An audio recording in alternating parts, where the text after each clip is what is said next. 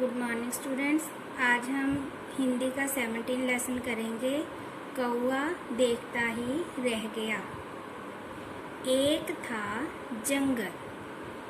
अब एक जंगल था। जंगल क्या होता है? जहाँ पे बहुत सारे पेड़ होते हैं और उसमें अलग अलग जंगली जानवर भी रहते हैं, तो उसको जंगल बोलते हैं। उसमें सभी जानवर मिलजुल कर रहते थे। एक बार जून के महीने में तेज गर्मी पड़ी। कौन से महीने में तेज गर्मी पड़ती है? जून के महीने में।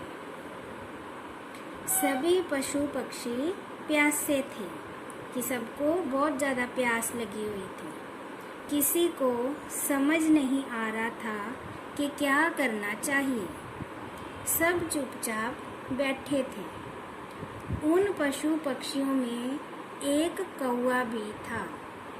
वह बहुत घमंडी था। घमंडी का मतलब क्या होता है? कि उसको अपने आप के ऊपर ये विश्वास था कि ये काम मैं ही कर सकता हूँ, मेरे अलावा इस काम को कोई और नहीं कर सकता। जो ऐसे सोचते हैं उनको क्या बोलते हैं? घमंडी। कौआ बोला, भाई भा, मेरे क्या कहने, पिछली बार मैंने घड़े में कंकड़ डालकर पानी पिया था। कंकड़ क्या होते हैं? छोटे छोटे पत्थर के टुकड़े, उनको कंकड़ बोलते हैं। इस बार भी मैं पानी पीकर लौटूंगा। वो घमंडी था, इसलिए वो कहता कि मैं ही इस बार पानी पीऊंगा और कोई नहीं पी सकता। सबसे पहले कौआ तालाब पर गया। तालाब क्या होता है? एक बहुत सारा बड़ा सा गड्ढा होता है जिसमें पानी भरा होता है, उसको तालाब कहते हैं। ये देखो यहाँ पे बना हुआ है ना, ये सारा तालाब है। तालाब में पानी नहीं था कि तालाब सूखा पड़ा था, उसमें पानी ही नहीं था। फिर नहर पर गया। नहर भी सूख गई थी। अब नहर में भी पानी नहीं था, वो भी सूखी पड़ी थी। उड़ते उड़ते वह एक गांव में पहुंचा।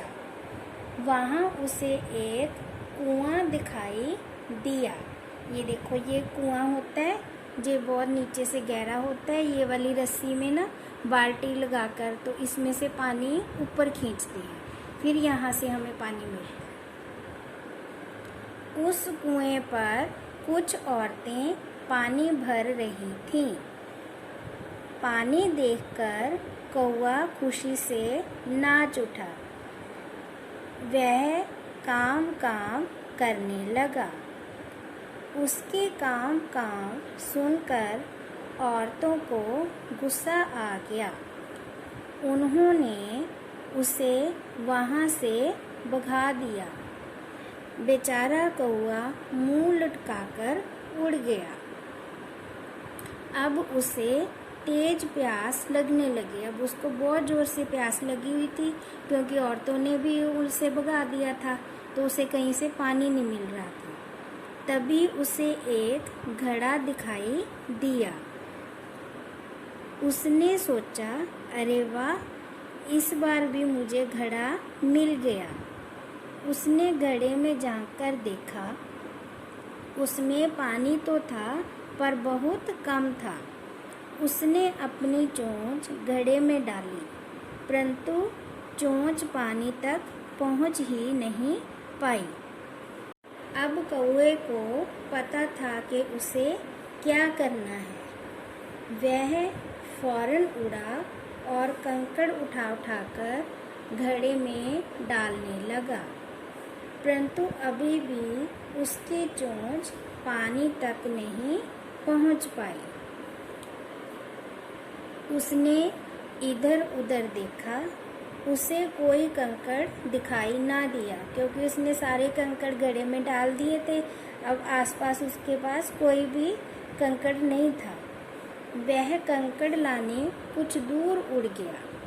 वहीं एक पेड़ पर तोता बैठा था। ये देखिए, वहाँ पे एक तोता भी था। वह बहुत देर से कौवे को घड़े में कंकड़ डालते हुए देख रहा था। तोते के पास एक स्ट्रॉ थी।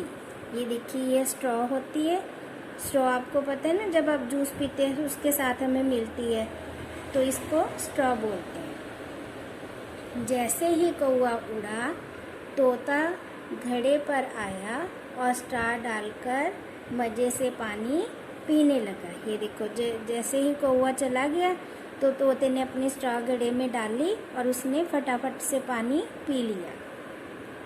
इतनी देर में कौवा कंकड़ लेकर आया, पर यह क्या, घड़े का तो सारा पानी ख़त्म हो गया था और कौवा बेचारा देखता ही रह गया। जब तक कौवा वहाँ पे पहुँचा तो तोते ने अपनी समझदारी से सारा स्ट्रॉ से पानी पी लिया और कौवे के लिए कुछ नहीं बचा और वह देखता ही रह गया। तो देखा आपने कि कैसे तोते ने कौवे का घमंड तोड़ा, कि कौवा घमंडी था ना, कि उसको लगता था कि मैं ही ये सारा पानी पी सकता हूँ और कोई नहीं कर सकता मेरे जैसा काम। तो ऐसे उसका घमंड टूटा। तो इस कहानी से हमें क्या शिक्षा मिलती है कि कभी भी हमें घमंड नहीं करना चाहिए। तो अब आपने भी इस कहानी को अच्छे से मम्मा के पास बैठ के रीड करना है। ओके।